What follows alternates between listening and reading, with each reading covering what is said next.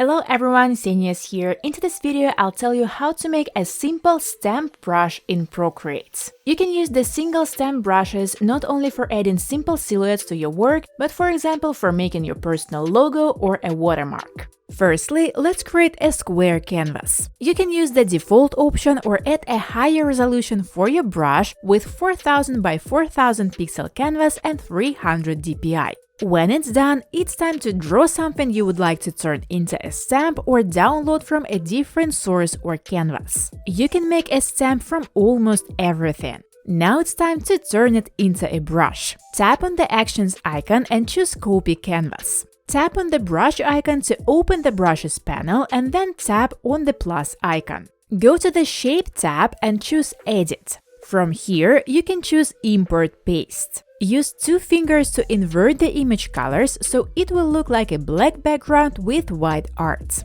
Tap Done.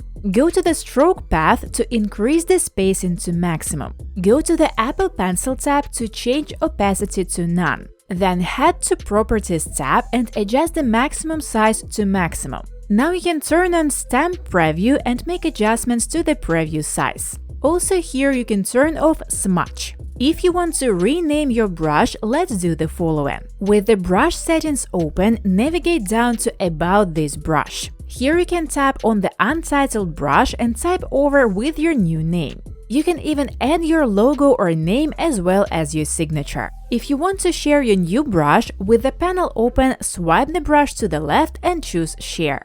And that's it for making your own stamp brush. Hope this tutorial was helpful, and if you still have any questions, write them down in the comment section down below. Speed up your work in Procreate by learning about different useful features from my other videos. See ya!